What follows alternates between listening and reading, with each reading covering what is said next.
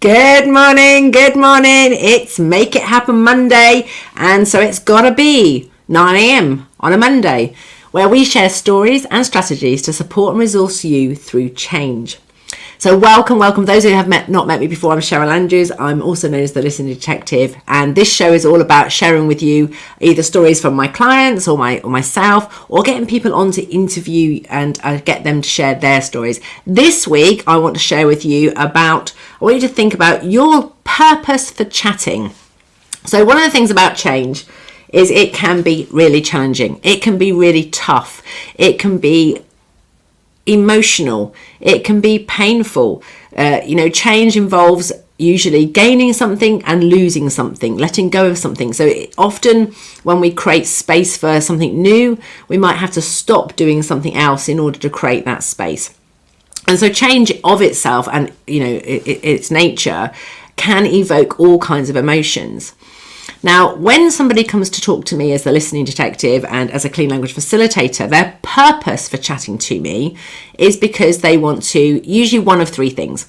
They either want to get clarity of what they want, so they want to make a decision, or they want to have confidence in themselves and who they are and how they do themselves, or they want something to change. And often it's a combination of all three.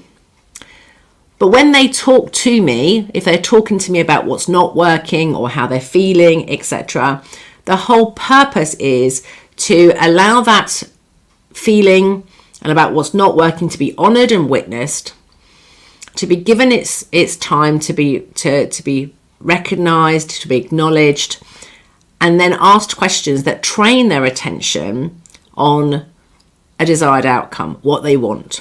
Or it trains their attention on a resource or something that's resourceful or supportive for them.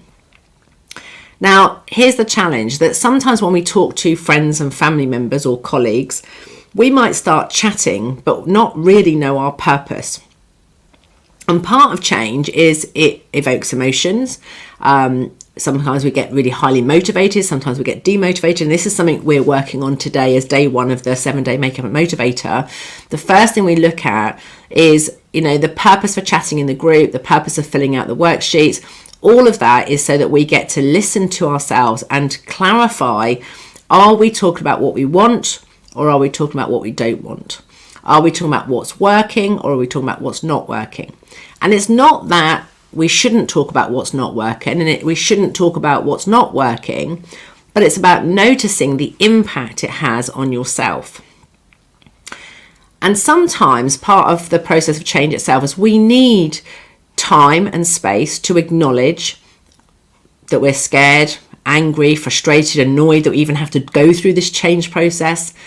And sometimes we can get into a habit of chatting because the talking becomes the distraction from having to feel something or do something that might involve change, which then might involve feedback from somebody, which might involve us having to think, feel, or experience something that we don't want to experience. So my question for you today is to have a think about, how would you know if the chatting that you were doing was working? And one of the things I ask my clients to do is to notice if anything changes. So if you are chatting and talking and telling the same story over and over again to friends, family, or just to yourself, and you don't feel any better and nothing changes, nothing is different, then there's a really good chance that you are chatting with the purpose of distracting. And you know what? Distraction techniques are great, because sometimes it's a really good idea not to be thinking and feeling certain things. So again, it's not that it's right or wrong. It's about, is it working for you? So check in with yourself. Now, I had a situation a few years ago where a particular person in my family really upset me with their behaviour. It's something, I was gutted that they did what they did. And I found myself, every time somebody said something, it triggered that thought. And I was telling my friends and my family and my husband, and I was like, I just can't believe they did it. But what I did notice and what I paid attention to, I was counting how many times I told the story, and I was up to about 27 iterations of it. But within each iteration of telling the story, I could feel that my heart was hurting a little bit less. And that's where therapeutic listening or counselling listening is so valuable, because when we have been really hurt by something, sometimes we do need to tell that story over and over again. And I would encourage you to make sure that you are listening to the story, because sometimes we can be telling everybody else about these things, but we're not really paying attention to the story itself. We're not really listening to what we're saying, and we're definitely not listening to the impact it's having on us or the other people. And I'm sure I'm not alone, where if you've ever been in that situation where life is really tough and you feel like you go around in circles and you're talking to yourself and you're saying the same thing over and over again, and eventually you start thinking, oh, perhaps I better not go and see that friend again because they must be sick of me talking about the same thing. But you're finding it hard to change that behaviour. And then you end up in a bind because you need to change the way that you're talking.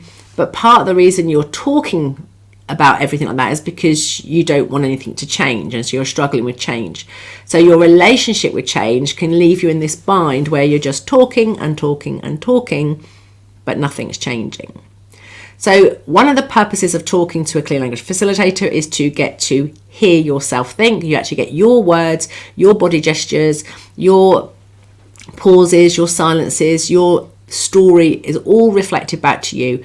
And it's your job as the person is to listen to what you're saying, get clarity of what you mean by what you say, and find out whether that chatting that you're doing is working for you. So that's my question for today, is how would you know if the chatting you're working is working for you? And for me, it's really down to, do I feel better?